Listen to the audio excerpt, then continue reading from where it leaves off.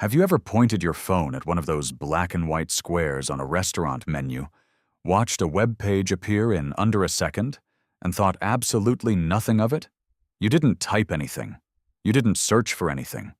You just held a camera in front of a pattern that looks like a fax machine had a breakdown, and somehow your phone knew exactly where to take you. That moment of frictionless connection is so fast and so routine now that most people have stopped noticing how strange it actually is.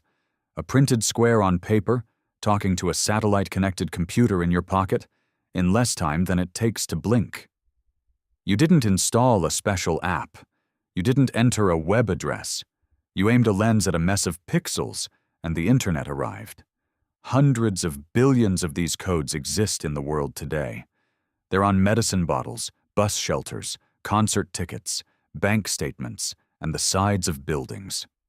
A piece of visual technology invented for a car factory in Japan in the early 1990s has quietly become one of the most scanned images in human history.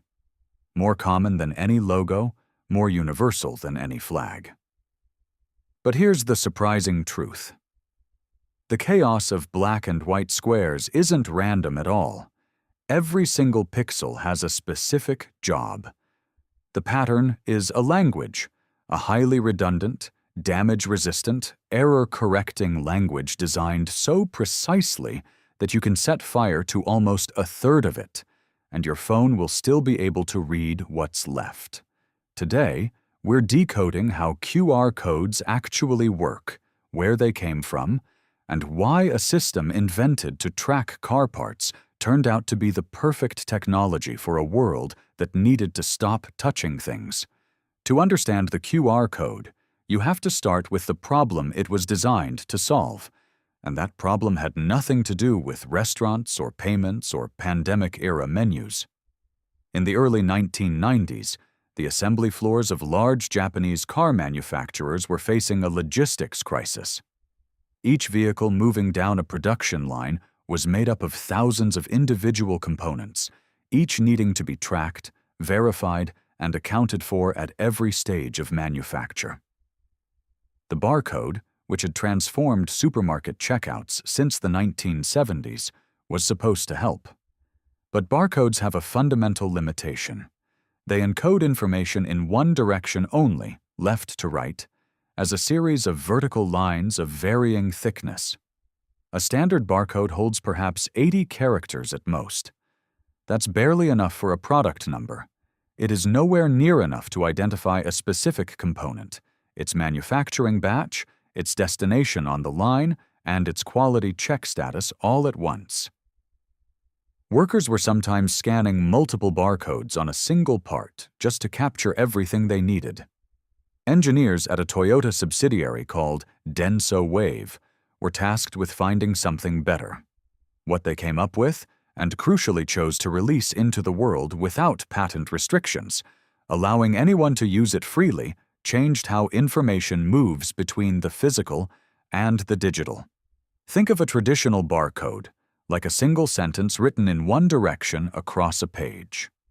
Now imagine folding that page in half, and then folding it again, cramming sentences in every direction, horizontally, vertically, and diagonally, until every part of the surface carries meaning. That is the core idea of a two-dimensional code. By encoding information across both axes of a grid, rather than just one, you can hold vastly more data in roughly the same physical space. A standard QR code can carry over 4,000 alphanumeric characters, more than 50 times the capacity of the barcode it was designed to replace. But raw data capacity is only part of what makes the QR code remarkable. The more interesting engineering is in how it handles adversity.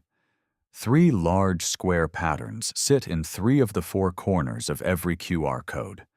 These are called finder patterns, and they exist for one reason: to tell the scanner exactly where the code begins, which direction it's oriented, and how large it is, even if the code is tilted, photographed at an angle, or printed on a curved surface. A fourth set of smaller squares, distributed through the interior of the code, helps the scanner account for distortion. Between the finder patterns, alternating lines of black and white cells act as a ruler, letting the software measure the precise dimensions of the grid it's reading. None of these elements carry the actual message. They are pure navigation infrastructure, existing only to make sure the message beneath them can always be found. So, if all those structural elements take up so much of the code, how does any useful information survive? The answer, as is often the case in history, comes down to a kind of designed-in resilience that goes far beyond what the technology strictly needs. QR codes use an error correction system borrowed from communications engineering, originally developed to recover data transmitted across noisy radio channels between ground stations and spacecraft. The principle is this: instead of storing your information once, you store it multiple times in different forms, spread across the grid in a mathematically structured pattern. If a portion of the code is physically damaged, dirty, obscured by a logo, or partially burned away, the scanner uses the surviving portions to reconstruct what's missing. Depending on which error correction level is applied, a QR code remains fully readable even if up to 30% of its surface is destroyed. This is why companies can print their logo directly over the center of a QR code without breaking it. The missing data is already accounted for. The code was built expecting to be damaged. For roughly its first decade, the QR code lived almost exclusively in industrial settings, doing exactly what it was designed to do: tracking parts through factories and warehouses. In the West, it was barely known. Scanning one required a dedicated app, a patient hand, and a phone camera that was often barely up to the task. The friction was too high. Then smartphone cameras improved, and quietly, the major operating systems folded QR scanning directly into the native camera. No app, no extra step. Point and read. The friction disappeared almost overnight, and when the pandemic arrived and laminated menus became untouchable, the QR code was ready. It went from a factory tool to a fixture of daily life in the space of a single season. So, the next time you lift your phone toward one of those cluttered little squares, and a web page loads before you've even consciously registered what you did, you'll know what just happened.